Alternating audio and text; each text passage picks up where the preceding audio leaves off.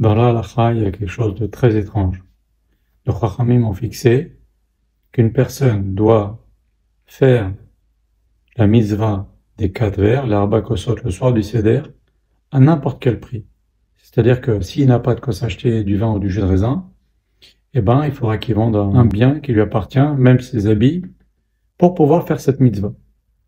Dans aucune autre mitzvah, à part l'arba kosot et adlakat nerot Hanouka, ce sont les deux seuls sur lesquels nos Chachamim ont été si loin. Normalement, sur une mitzvah positive, on doit donner, pour pouvoir la réaliser, qu'une partie de ses biens, mais on ne peut pas non plus se ruiner pour faire une mitzvah positive.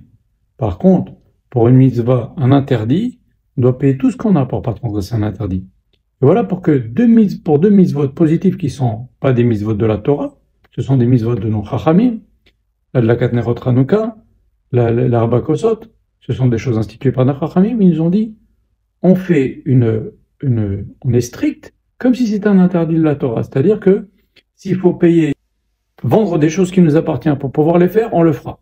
Alors pourquoi une telle, ce qu'on appelle en hébreu chombra, une telle exigence de la part de nos Chachamim pour une mitzvah qui n'est pas de la Torah?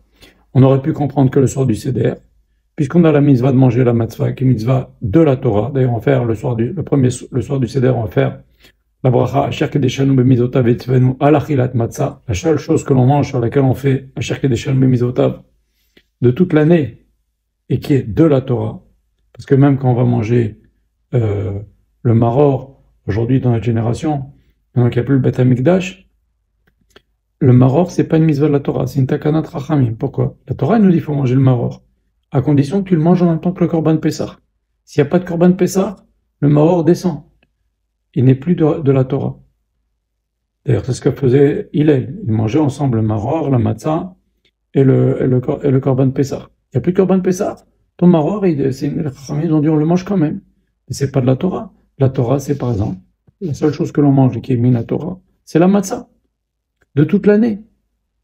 Et voilà que nos Chachamim, ils nous disent non, on va pas faire l'extrême rigueur sur la matzah qui est mitzvah de la Torah. On va faire l'extrême rigueur sur une mitzvah de nos Chachamim de prendre l'arba kosot. Voilà qui est très étrange. Alors pourquoi cette chose-là? La même chose pour l'adlakat nerot Hanouka. Ce sont les deux seules choses. Les deux seules choses sur lesquelles il y a ce qu'on appelle pirsoumenissa, multiplier le miracle. Regardez comment expliquer Rav Yehoshua Pinto pour répondre à cela. Il a dit que si on voit le soir du Seder, les arba kosot, on va les prendre les 4 vers pour remercier Hachem. Le premier, c'est le kiddush. Le deuxième, c'est la première partie du Hallel, on dit Baruch Hashem Gaal Israël, on dit une partie du Hallel, on dit Baruch Hashem Gaal Israël. Le troisième, c'est le Birkat Hamazon. Et le dernier, c'est la dernière partie du Hallel. Ça fait 4 vers. Ces 4 fois, on remercie Akadosh Baruch Hu.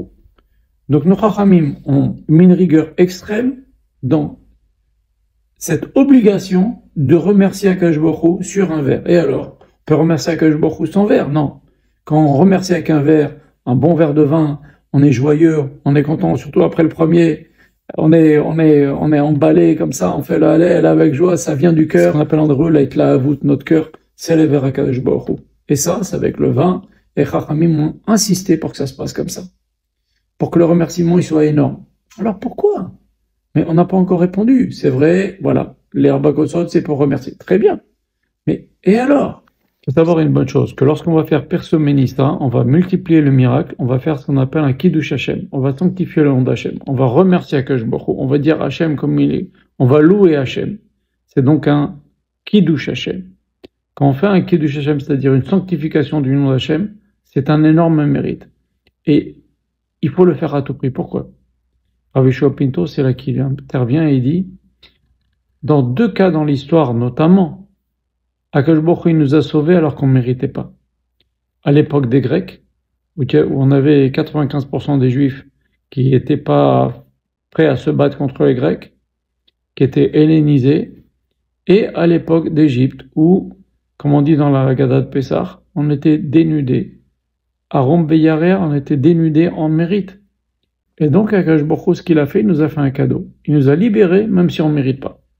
Il nous a donc prêté des mérites, comme si on les avait. Mais on les a pas. Je vous sors même si vous n'avez pas le mérite. Et donc maintenant, il faut qu'on rembourse. Le Baruch Hu nous a prêté des mérites. Il faut qu'on les rembourse. Comment on les rembourse?